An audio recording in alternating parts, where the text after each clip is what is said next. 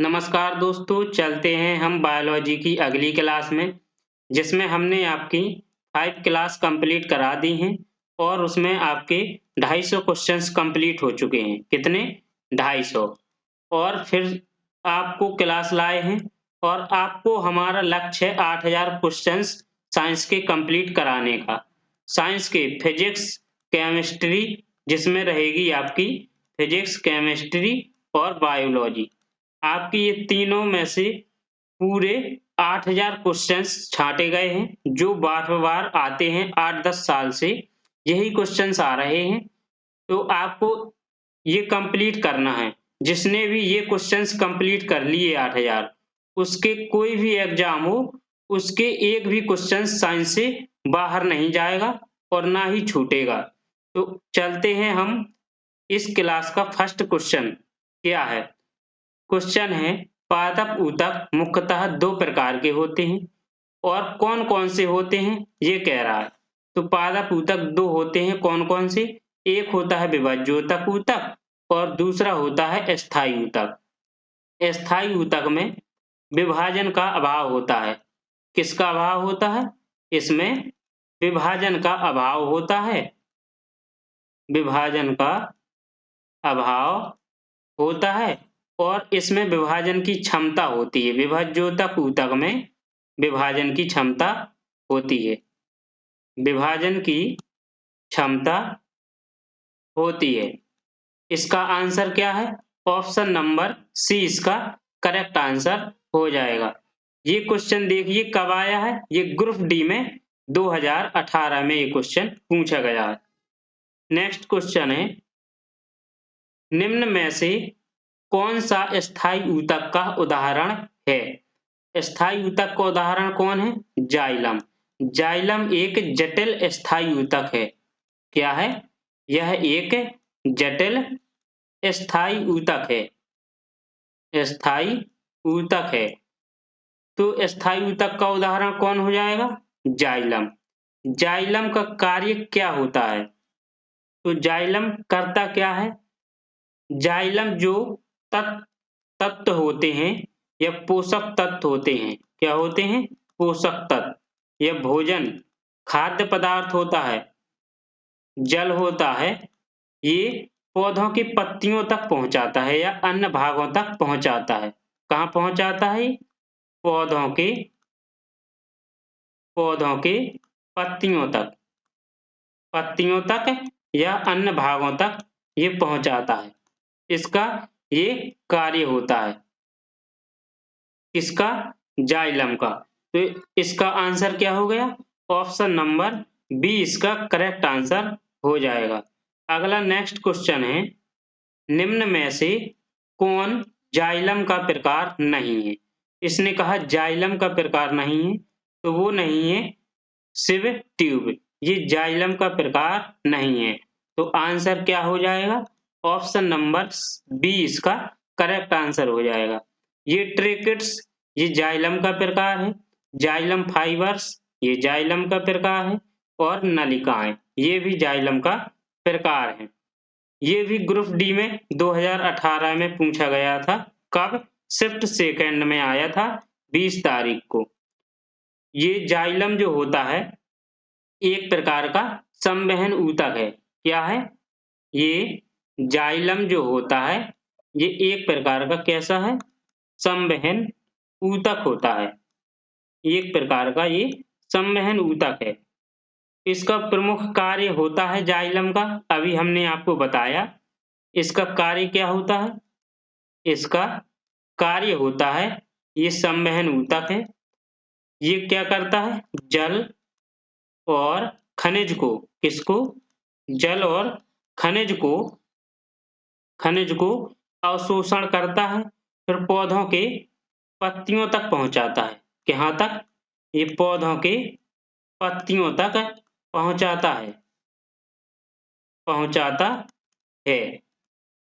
पौधों की पत्तियों तक पहुंचाता है। और इसकी किसकी? जाइलम की 4 कोशिकाएं होती हैं।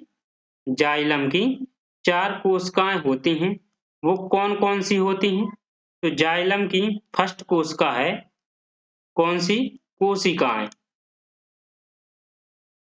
इसकी 4 कोशिकाएं होती हैं। फर्स्ट कोशिका होती है वाहिनिका। कौन सी? वाहिनिकाएं। फर्स्ट कोशिका है वाहिनिकाएं। सेकेंड कोशिका कौन होती है? सेकेंड है वाहिकाएं। फोर्थ कोशिकाएं हैं इसकी किसकी? जाइलम की। थर्ड कोशिका है जाइलम मृदुतक। कौन सी है? थर्ड है जाइलम मृदुतक।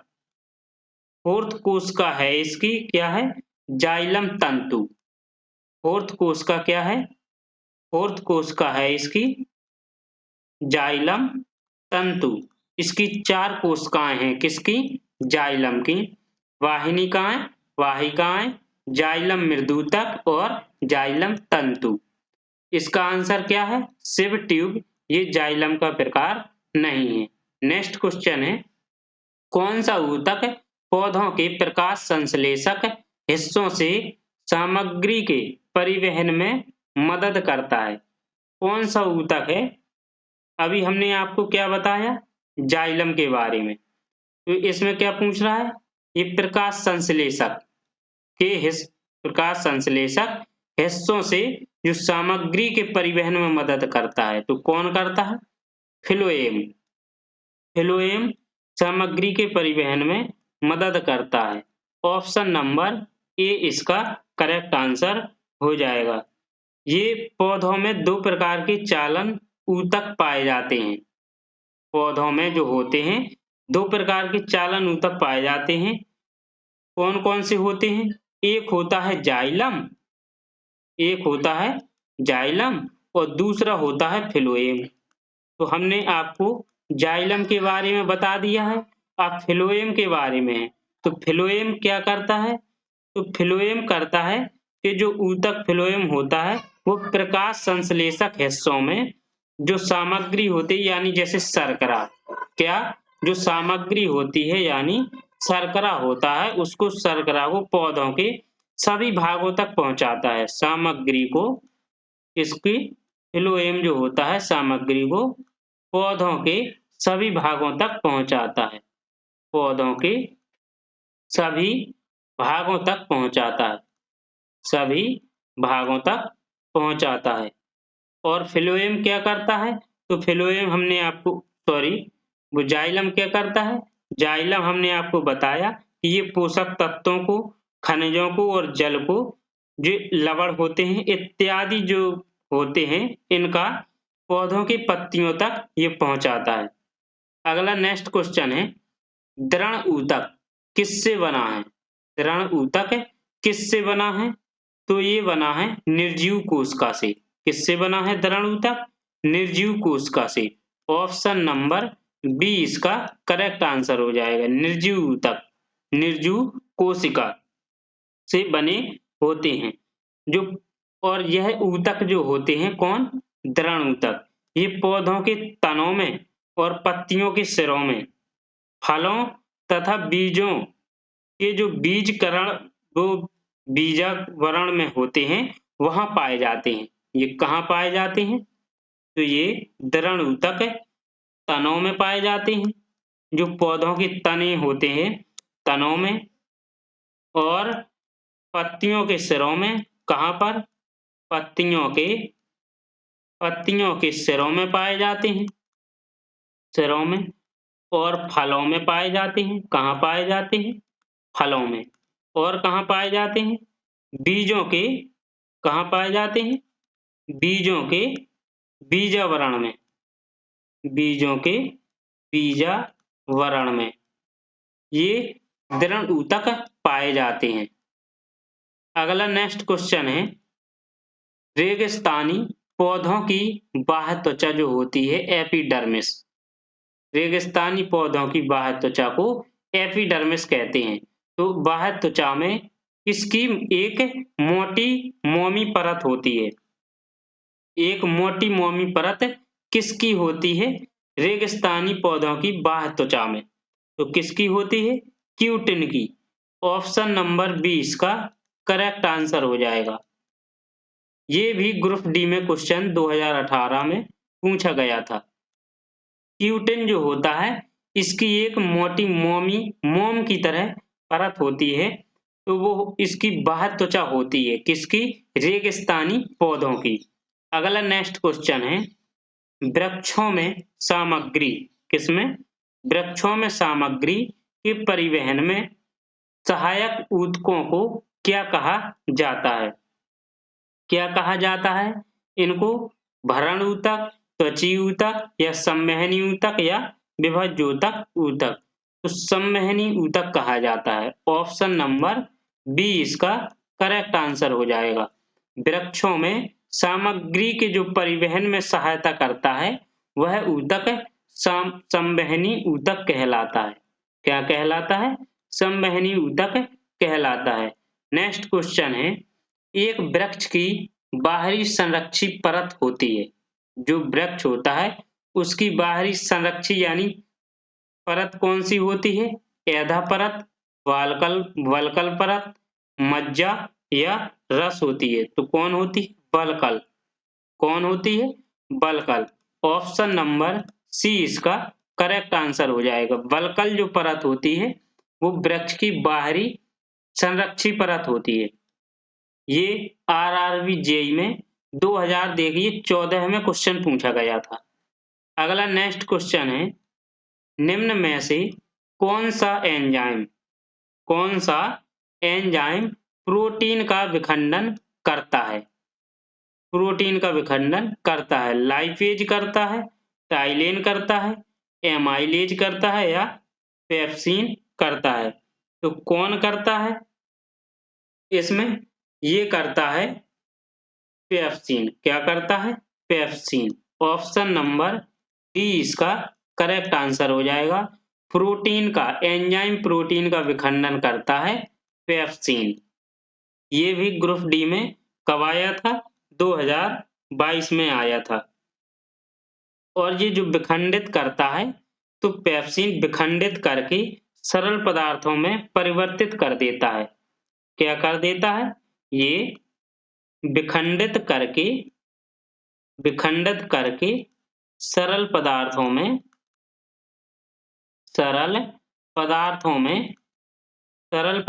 ये परिवर्तित कर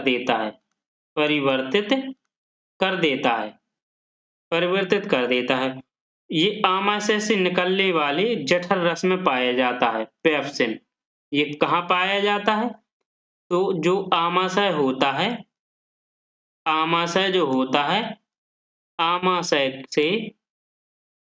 आमाशय से जो जठर रस निकलता है, कहाँ? जठर रस निकलता है उसमें पाया जाता है। कहाँ? जठर रस में पाया जाता है। कौन पाया जाता है? पेप्सिन। कौन? पेप्सिन। अगला नेक्स्ट क्वेश्चन है, किस एंजाइम को पाचन प्रक्रिया में अपना कार्य करने के लिए हाइड्रोक्लोरिक अम्ल की उपस्थिति की आवश्यकता होती है? हाइड्रोक्लोरिक अम्ल HCl की उपस्थिति की आवश्यकता होती है अपना कार्य करने के लिए। किसको? एंजाइम को पाचन प्रक्रिया में अपना कार्य करना।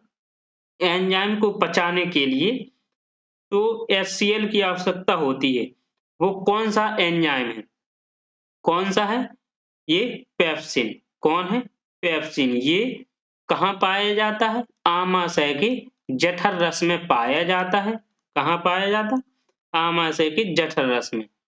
और ये एंजाइम प्रोटीन को विखंडित करके सरल पदार्थों में परिवर्तित कर देता है। भोजन में जो पाए जाने वाला जो प्रोटीन होता है वो उसका पाचन करता है। जो भोजन में पाया जाता है प्रोटीन, भोजन में जो प्रोटीन पाया जाता है, क्या पाया जाता है? प्रोटीन। प्रोटीन का पाचन करता है। क्या करता है? प्रोटीन का पाचन करता है। अगला नेक्स्ट क्वेश्चन है, जीवों में प्रोटीन निर्माण के लिए सूचना स्रोत क्या है? जो जीव होते हैं उनमें प्रोटीन का निर्माण होता है, तो उस निर्माण के लिए सूचना स्रोत क्या है? राइबोसोम डीएनए है, केंद्रक है या गुणसूत्र है? तो क्या है इसका आंसर? डीएनए। क्या है? डीएनए। ऑप्शन नंबर सी इसका करेक्ट आंसर हो जाएगा। डीएनए जीवों में प्रोटीन निर्माण करता है, डीऑक्सीराइबोन्यूक्लिक एसिड। इसका फुल फॉर्म क्या होता है? इसका फुल फॉर्म होता है डीएनए का full form deoxy deoxy ribo nucleic acid. क्या होता है? डीऑक्सी राइबोन्यूक्लिक एसिड होता है इसका फुल फॉर्म। तो ये प्रत्येक जीवित कोशिकाओं के लिए अनिवार्य होता है। क्या होता है ये? प्रत्येक जीवित कोशिकाओं के लिए अनिवार्य होता है और जो कोशिकाओं के गुणसूत्रों में ये पाया जाता है। जो गुणसूत्र होते हैं कोशिकाओं के, ये कहाँ पाए जाते हैं? गुणसूत्रों में। डीएनए कहाँ पाए जाते हैं? गुणसूत्रों में पाए जाते हैं। किसके? कोशिकाओं के गुणसूत्रों में। कोशिकाओं के गुणसूत्रों में पाए जाते हैं। कोशिकाओं के गुणसूत्रों में पाए जाते हैं। अगला नेक्स्ट क्वेश्चन, वसा के पायसीकरण में सहायक होता है तो कौन होता है? विटामिन के। विटामिन के, ट्रिप्सिन, सॉरी ये पित्त लवण। कौन होता है? पित्त लवण ये होता है। इसका आंसर क्या है? ऑप्शन नंबर डी इसका आंसर है। वसा के जो पायसीकरण में सहायक होता है वो होता है पित्त लवण।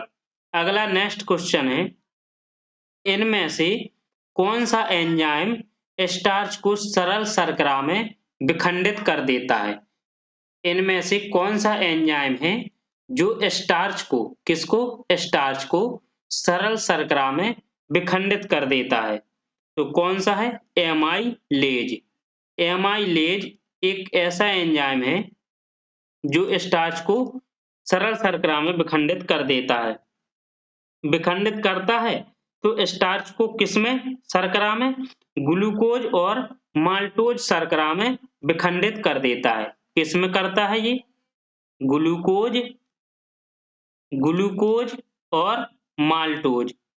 ग्लूकोज और माल्टोज शर्करा में। ग्लूकोज और माल्टोज शर्करा में विखंडित कर देता है ये एमाइलेज। तो मानव की जो लार होती है उसमें लार में एंजाइम पाया जाता है। कौन सा? Amylase enzyme. मानव की लार में पाया जाता है। मानव की लार में ये पाया जाता है एमाइलेज एंजाइम। कौन सा? एमाइलेज एंजाइम ये पाया जाता है मानव की लार में। पेप्सिन एंजाइम जो होता है, कौन? पेप्सिन एंजाइम ये प्रोटीन को पचाता है। क्या करता है? प्रोटीन पाचक में सहायक होता है ये। क्या होता है? प्रोटीन पाचक में सहायक होता है। कौन? पेप्सिन। कौन होता है? पेप्सिन। और लाइपेज क्या होता है? तो लाइपेज वसा पाचक में सहायक होता है। वसा पाचक एंजाइम होता है ये। क्या होता है? वसा पाचक एंजाइम। ये वसा पाचक एंजाइम होता है लाइपेज। और पेप्सिन प्रोटीन पाचक एंजाइम होता है। ट्रिप्सिन, तो ट्रिप्सिन एंजाइम का स्रावण अग्न्याशय द्वारा होता है। किसके द्वारा? इसका स्रावण होता है अग्न्याशय द्वारा। अग्न्याशय द्वारा स्रावण होता है। इसका क्या होता है? स्रावण। अग्न्याशय द्वारा इसका स्रावण होता है। और ट्रिप्सिन भी प्रोटीन पाचक एंजाइम है। क्या है? ट्रिप्सिन और पेप्सिन भी प्रोटीन पाचक एंजाइम है। क्या है? एंजाइम है पेप्सिन। लेकिन ये जो पेप्सिन होता है ये किस में पाया जाता है? तो पेप्सिन पाया जाता है ये आमाशय के जठर रस में। कहाँ? ये जठर रस में पाया जाता है। ये जठर रस में, आमाशय में।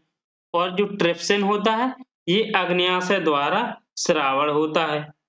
किसके द्वारा? ये अग्न्याशय द्वारा श्रावण होता है और ये प्रोटीन पाचक एंजाइम ये भी है। अगला नेक्स्ट क्वेश्चन है, प्रोटीनों के अमीनो अम्लों में, प्रोटीनों के अमीनो अम्लों में जटिल कार्बोहाइड्रेट के ग्लूकोज में, वसा के वसा अम्लों और ग्लिसरॉल में अंतिम रूपांतरण के लिए जिम्मेदार एंजाइम में उपस्थित होते हैं। किस एंजाइम में उपस्थित होते हैं? तो वो किस में होते हैं? आंत्र रस में। किसमें? आंत्र रस में। ऑप्शन नंबर बी इसका करेक्ट आंसर हो जाएगा। अगला नेक्स्ट क्वेश्चन है, नीचे दिए गए चित्र का ध्यानपूर्वक अध्ययन कीजिए। निम्नलिखित में से कौन सा विकल्प नीले काले रंग की उपस्थिति के कारण की सही व्याख्या करता है? आलू का रस नीला काला हो जाना। ये आलू का रस है तो ये नीला और काला हो जाना। आयोडीन, ये क्या है? आयोडीन के कारण, आयोडीन के कारण आलू का रस नीला काला हो जाना। तो इसका ऑप्शन है, आलू के रस में प्रोटीन होता है और जो आयोडीन मिलाने पर नीला काला हो जाता है। आलू के रस में वसा होती है, आयोडीन के मिलाने पर नीली काली हो जाती है। आलू के रस में ग्लूकोज होता है जो आयोडीन मिलाने पर नीला काला होता है, या स्टार्च होता है जो आयोडीन मिलाने से नीला काला होता है। तो आलू में स्टार्च पाया जाता है। क्या पाया जाता है? आलू में स्टार्च पाया जाता है जो आयोडीन मिलाने से नीला काला हो जाता है। तो इसका क्या आंसर हो जाएगा? ऑप्शन नंबर डी इसका करेक्ट आंसर हो जाएगा। जो खाद्य पदार्थ होते हैं तो खाद्य पदार्थों में आयोडीन का घोल डाला जाता है और वह स्टार्च की उपस्थिति में नीले काले रंग में बदल जाता है। अगला नेक्स्ट क्वेश्चन है, ग्लूकोज का रासायनिक सूत्र क्या है? तो ग्लूकोज का रासायनिक सूत्र क्या होता है? C6H12O6। ऑप्शन नंबर सी इसका करेक्ट आंसर होता। क्या है? सी नंबर। ग्लूकोज सबसे सरल कार्बोहाइड्रेट होता है। क्या होता है ये? ये सबसे सरल होता है, सरल कार्बोहाइड्रेट। कार्बोहाइड्रेट ये सबसे सरल कार्बोहाइड्रेट होता है। इसका रासायनिक सूत्र C6H12O6 होता है। ये ग्लूकोज जल में घुलनशील होता है। क्या होता है? ये जल में घुलनशील होता है, घुलनशील होता है। और जो सजीवों की कोशिकाएं होती हैं, कोशिकाएं, तो कोशिकाओं के लिए ऊर्जा प्रदान करता है, या ये ऊर्जा का प्रमुख होता है। किसमें? सजीवों की कोशिकाओं का, सजीवों की कोशिकाओं, सजीवों की कोशिकाओं के लिए, सजीवों की कोशिकाओं के लिए ये क्या होता है? ऊर्जा का प्रमुख होता है, ऊर्जा का प्रमुख होता है। अगला नेक्स्ट क्वेश्चन है, नेक्स्ट है, प्रोटीनों के अमीनो अम्लों में जटिल कार्बोहाइड्रेट के ग्लूकोज में और वसा के वसा अम्लों में और ग्लिसरॉल के में अंतिम रूपांतरण के लिए जिम्मेदार एंजाइम में उपस्थित होते हैं। वही क्वेश्चन फिर से रिपीट हुआ, लेकिन ये कब है? ये ग्रुप डी में है 2022 में। और इसके ये पिछला क्वेश्चन आया था तो वो कब आया था? वो आया था ग्रुप डी में 2022 में, वो भी आया था, वो 9th मंथ में और ये 8 मंथ में। तो इसका आंसर क्या हो जाएगा? आंतरस। क्या हो जाएगा? आंतरस इसका answer, option number D correct answer हो जाएगा। नेक्स्ट क्वेश्चन है, केसीन एक प्रोटीन है। क्या है? केसीन एक प्रोटीन है जो पाया जाता है। तो केसीन प्रोटीन किस में पाया जाता है? वो केसीन प्रोटीन दूध में पाया जाता है। किसमें? दूध में। ऑप्शन नंबर डी इसका करेक्ट आंसर हो जाएगा। ये एनटीपीसी में 2000 अभी का क्वेश्चन है, 21 में पूछा गया था।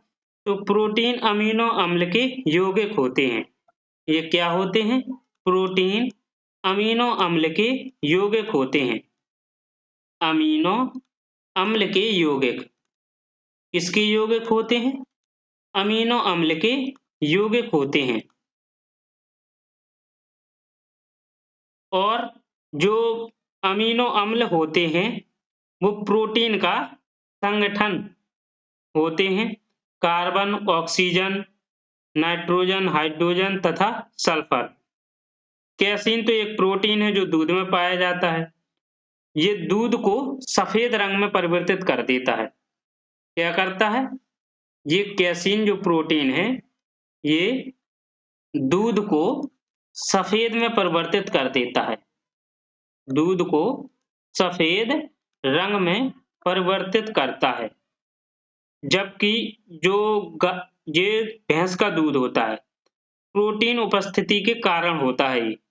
और जबकि गाय का जो दूध होता है वो हल्का पीला रंग का होता है। जो गाय का दूध होता है वो हल्का पीला रंग का होता है। तो वो किसके कारण होता है? वो होता है कैरोटीन के कारण। किसके कारण? ये गाय का दूध कैरोटीन के कारण पीला रंग होता है। पीला रंग होता है। एक अगला नेक्स्ट क्वेश्चन है, मानव शरीर की ऊर्जा आवश्यकताओं के मापन हेतु किस मापन इकाई का प्रयोग किया जाता है? किस मापन इकाई का प्रयोग किया जाता है? कैलोरी, ओम, अर्ग या जूल। तो किसका प्रयोग किया जाता है? कैलोरी का। मानव शरीर की ऊर्जा आवश्यकताओं के मापन हेतु कैलोरी का प्रयोग किया जाता है। नेक्स्ट क्वेश्चन है, निम्नलिखित में से कौन सा एक जैविक उत्प्रेरक है? जैविक उत्प्रेरक है कौन सा है? एंजाइम, हार्मोन, खनिज है या विकिरण है? तो क्या है? एंजाइम है। क्या है? एंजाइम एक जैविक उत्प्रेरक है। ऑप्शन नंबर ए इसका करेक्ट आंसर हो जाएगा। एंजाइम एक जैविक उत्प्रेरक है, लेकिन जो जैव रासायनिक अभिक्रिया को ये बढ़ा देता है। ये क्या करता है? जैविक उत्प्रेरक जो होता है ये जैव रासायनिक क्या करता है? ये जैव रासायनिक अभिक्रियाओं की दर को बढ़ाता है। अभिक्रियाओं की दर को बढ़ा देता है ये जैविक उत्प्रेरक। ये जो एंजाइम होते हैं उच्च अणुभार वाले होते हैं। ये एंजाइम जैविक उत्प्रेरक एंजाइम उच्च अणुभार वाले होते हैं। अगला नेक्स्ट क्वेश्चन क्या है? फलों में मीठेपन के लिए कौन सी शर्करा उत्तरदायी है? कौन सी शर्करा उत्तरदायी होती है फलों में मीठेपन के लिए? तो उसमें फ्रक्टोज होता है। क्या होता है? फ्रक्टोज। ऑप्शन नंबर ए इसका करेक्ट आंसर हो जाएगा। तो फ्रक्टोज या फ्रूट शुगर, फ्रक्टोज या फ्रूट शुगर, क्या? Fruit sugar. ये एक साधारण चीनी है। क्या है? साधारण चीनी, जो स्वाभाविक रूप से किसमें पाए जाते हैं? तो फल, शहद, गन्ना जो होती है तो ये पाए किसमें जाते हैं? जैसे फल है ये फ्रक्टोज, शहद है, क्या है? शहद है, और गन्ना है। फल है, शहद है और गन्ना है, इसमें पाए जाते हैं। तो मीठापन लाता है ये। क्या लाता है? मीठापन, फ्रक्टोज। और लैक्टोज दूध में पाया जाता है। क्या होता है? ये लैक्टोज जो होता है ये दूध में पाया जाता है। किस में पाया जाता है? दूध में पाया जाता है। और जो सुक्रोज होता है ये गन्ने में, किसमें पाया जाता है? ये गन्ने में पाया जाता है, ये सुक्रोज। एक और जो माल्टोज होता है ये किसमें पाया जाता है? तो माल्टोज ये पाया जाता है जैसे द्रव है, क्या?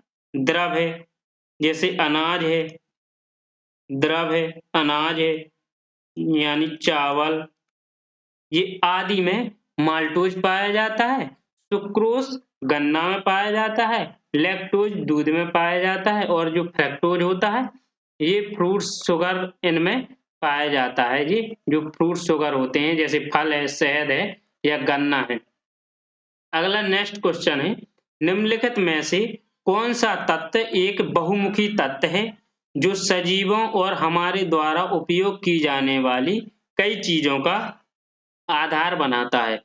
तो कौन है? कार्बन, एंटीमनी, बेरियम या क्यूरियम। देखिए ये एनटीपीसी में 2021 में ये क्वेश्चन पूछा गया था। तो ये कार्बन है। क्या है?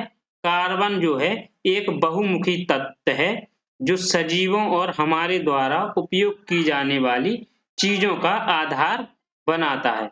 नेक्स्ट क्वेश्चन है, पादपों में सबसे प्रचुर मात्रा में उपस्थित तत्व है। सबसे प्रचुर मात्रा में उपस्थित तत्व होता है जो पादपों में, वो लोहा, नाइट्रोजन, कार्बन या मैग्नीज। तो कौन होता है?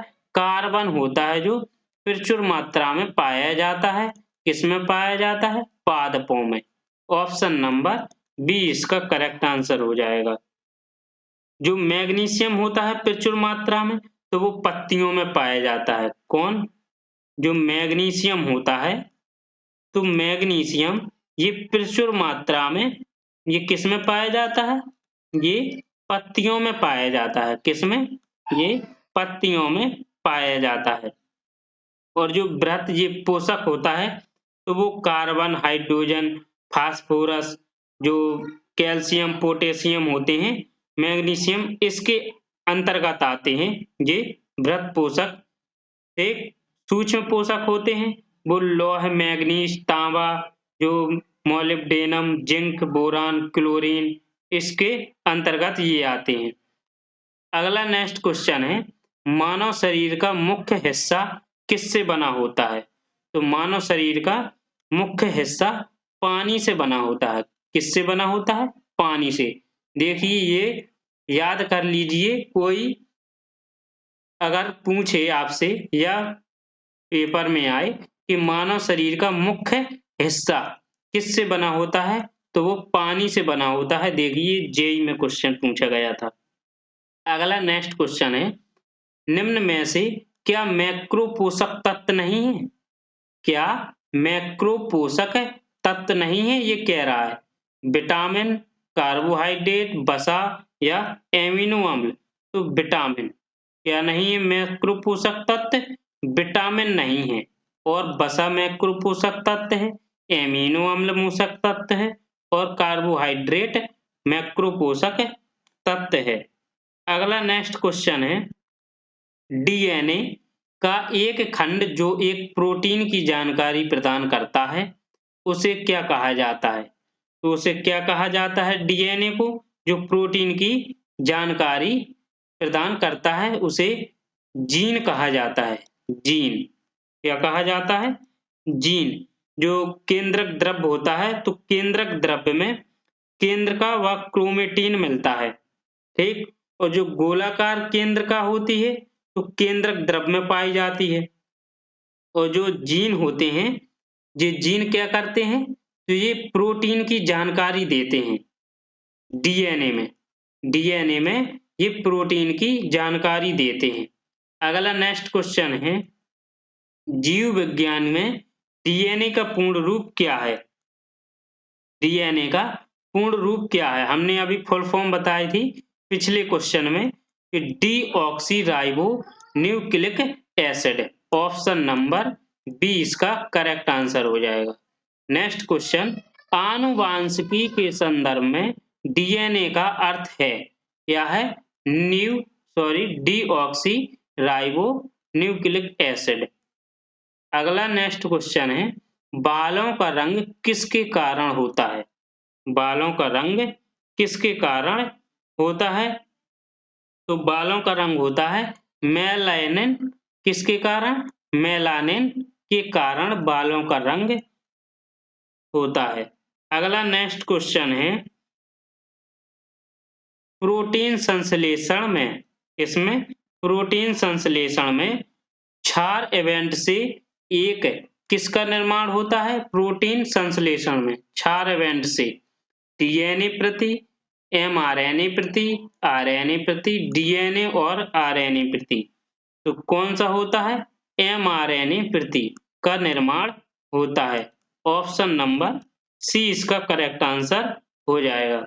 अगला नेक्स्ट क्वेश्चन है, प्रजनन के दौरान मूल कार्य, प्रजनन के दौरान जो प्रजनन होता है तो मूल कार्य एक किसका निर्माण करना होता है? मूल कार्य के लिए एक किसका निर्माण करना होता है या होता है, किसका निर्माण होता है?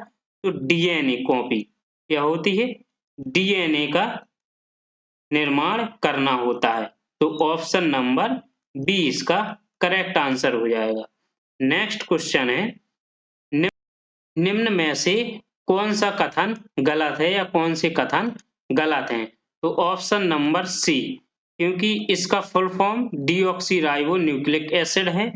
गुणसूत्र में जो उपस्थित रासायनिक तत्व होते हैं जो आनुवांशिक गुण वहन करते हैं, ये भी सही है। ये डीएनए एक पॉलीन्यूक्लिक यूटाइड है। न्यूक्लिक यूटाइड डीएनए की ही मूलभूत संरचनात्मक इकाई है जो अवयवों से मिलकर बनी होती है। तो कौन सा? ये क्वेश्चन रॉन्ग है। Option number C. कौन? ऑप्शन नंबर सी है, केवल सी। तो इसका केवल सी ऑप्शन नंबर इसका रॉन्ग है। आंसर क्या हो जाएगा? सी। अगला नेक्स्ट क्वेश्चन है, एंजाइम मूलतः होते हैं, एंजाइम प्रोटीन होते हैं। क्या होते हैं?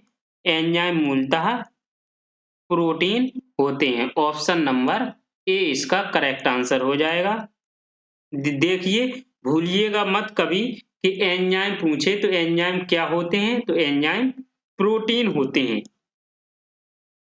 अगला नेक्स्ट क्वेश्चन है, डीएनए अनुक्रम में जीन को चिन्हित करने की प्रक्रिया को क्या कहा जाता है?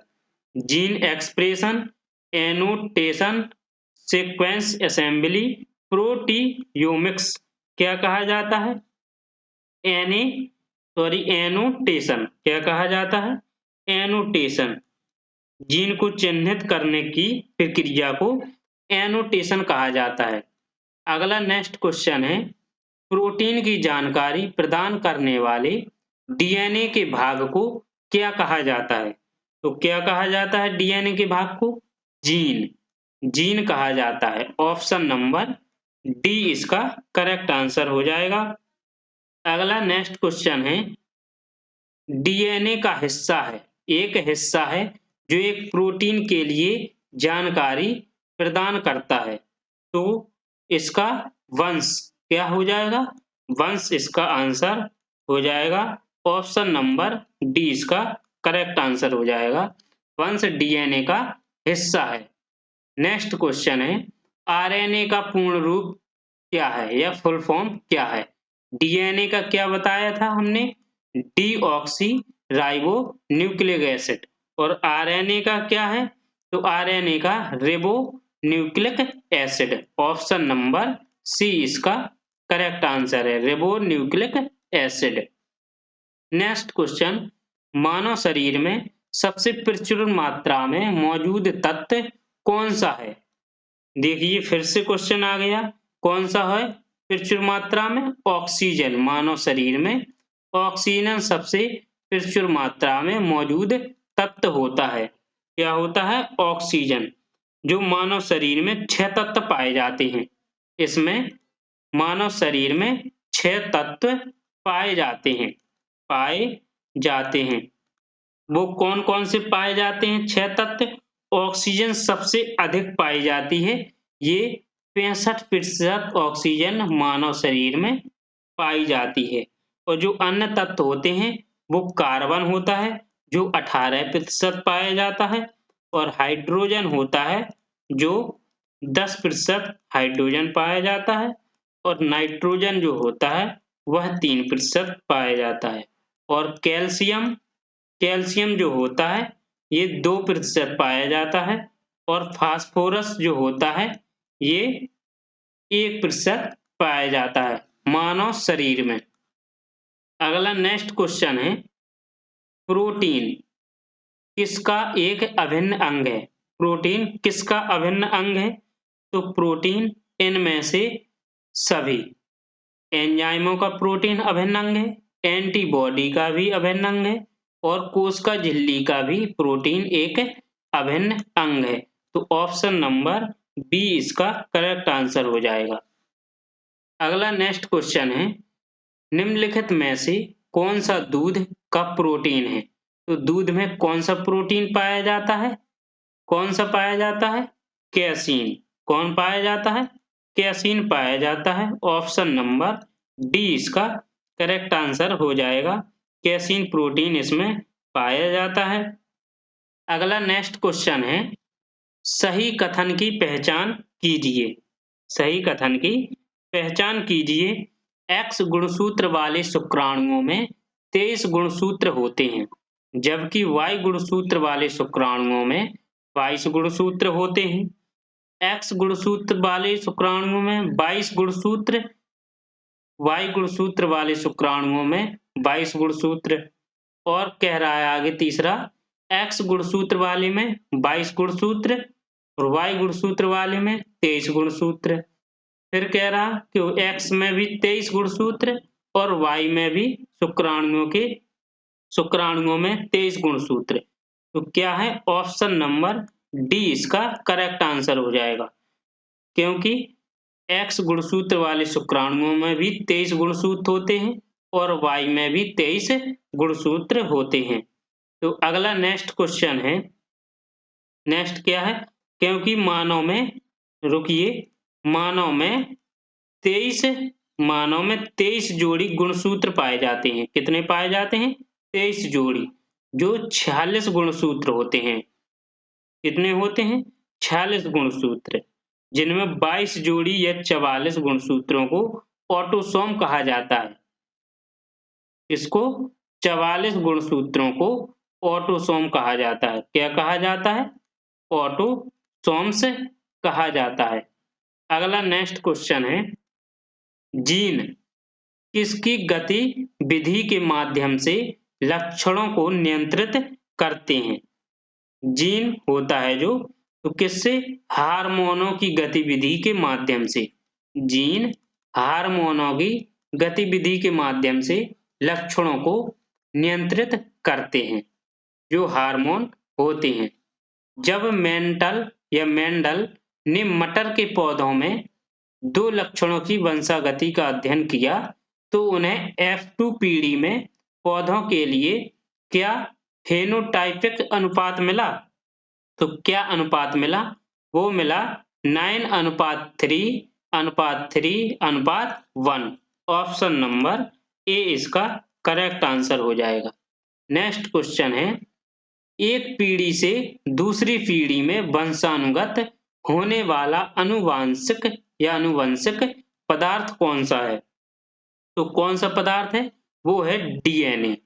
एक पीढ़ी से दूसरी पीढ़ी में वंशानुगत होने वाला पदार्थ। अगला नेक्स्ट क्वेश्चन है, एक लंबे पौधे टीटी, क्या? टीटी और एक छोटे पौधे स्मॉल टीटी के बीच संकरण के परिणाम स्वरूप उत्पन्न F1 संतति के सभी पौधों के लंबे होने का क्या कारण है? तो क्या कारण है इसके लंबे होने का? क्योंकि पौधे की लंबाई केवल कैपिटल T द्वारा नियंत्रित होती है। ये T द्वारा नियंत्रित होती है। अगला नेक्स्ट क्वेश्चन है, किसमें लिंग गुणसूत्रों का एक पूर्ण युग्म मौजूद होता है? यानी सेक्स क्रोमोसोम जो होते हैं, जो एक पूर्ण युग्म होता है, तो वो किसमें होता है? इसमें होता है मानव मादाओं में। इसमें मानव मादाओं में जो लिंग गुणसूत्र का एक पूर्ण रूप युग्म होता है वो मादाओं में होता है। ऑप्शन नंबर ए इसका करेक्ट आंसर है। निम्नलिखित में से किसे आनुवांशिकी का जनक कहा जाता है? मोस्ट इम्पोर्टेंट है ये, आनुवांशिकी का जनक किसे कहा जाता है? तो किसे कहा जाता है? ग्रेगर जॉन मेंडल को। किसे? ग्रेगर जॉन मेंडल को आनुवांशिकी का जनक कहा जाता है। ऑप्शन नंबर डी इसका करेक्ट आंसर हो जाएगा। नेक्स्ट क्वेश्चन है, सामान्य मानव कोशिका में 46 गुणसूत्र होते हैं, जबकि जनन कोशिका में कितने गुणसूत्र होते हैं? मानव गुणसूत्र में 46 होते हैं, यानी 23 पेयर होते हैं। अभी बताया था हमने कि 23 पेयर होते हैं, और जबकि जनन कोशिका में कितने होते हैं? तो वो भी 23 गुणसूत्र होते हैं। कितने होते हैं? 23 गुणसूत्र होते हैं जनन कोशिका में। ऑप्शन नंबर बी इसका करेक्ट आंसर हो जाएगा। अगला नेक्स्ट क्वेश्चन है, जीनों के कुछ लक्षणों का उल्लेख नीचे किया गया है, वो कौन सा विकल्प जीनों के गलत लक्षणों को दर्शाता है? गलत लक्षणों को दर्शाता है तो कौन कौन दर्शाता है? ऑप्शन नंबर डी, इनमें कोई परिवर्तन नहीं होता। क्यों? प्रोटीन का उत्पादन करके लक्षणों को नियंत्रित करते हैं ये, और डीएनए के खंड हैं, और प्रत्येक जनन कोशिका में एक जीन सेट होता है, तो इनमें कोई परिवर्तन नहीं होता है। ये तीनों सही है। ऑप्शन नंबर डी इसका करेक्ट आंसर हो जाएगा। ये लक्षणों को भी नियंत्रित करते हैं और डीएनए के खंड भी हैं। जीन और जनन कोशिका में एक जीन सेट होता है। नेक्स्ट लास्ट क्वेश्चन है, व्यक्ति का लिंग निर्धारण किसके द्वारा होता है? किसके द्वारा होता है व्यक्ति का लिंग निर्धारण? शुक्राणु और डिंब दोनों में मौजूद गुणसूत्रों द्वारा। शुक्राणु में मौजूद गुणसूत्रों द्वारा, शुक्राणु और डिंब दोनों में मौजूद गुणसूत्रों और माता पिता की आहार संबंधी आदतों द्वारा, या डिंब में मौजूद गुणसूत्रों के द्वारा। तो किसके द्वारा? शुक्राणु में मौजूद गुणसूत्रों के द्वारा। जो शुक्राणु होते हैं इसके मानव के, यानी मैन होता है, जो मैन आदमी, उसके शुक्राणु होते हैं, तो उसमें मौजूद जो गुणसूत्र होते हैं वो लिंग निर्धारण करते हैं। तो इसका क्वेश्चन, क्लास का क्वेश्चन समाप्त हो चुका 50। तो जिसको यह क्वेश्चन सही लगे हो, क्लास सही लगी हो, आप सब्सक्राइब कर लीजिए। इसमें जो भी क्लास डले अपलोड हो आपके पास नोटिफिकेशन पहुंच जाए। ये आपकी क्लास समाप्त हो चुकी है, 50 क्वेश्चंस हो चुके हैं। जिसने भी अभी तक सब्सक्राइब नहीं किया है वो सब्सक्राइब कर लें और लाइक करें क्लास को, और शेयर भी करें। ठीक, ओके, धन्यवाद।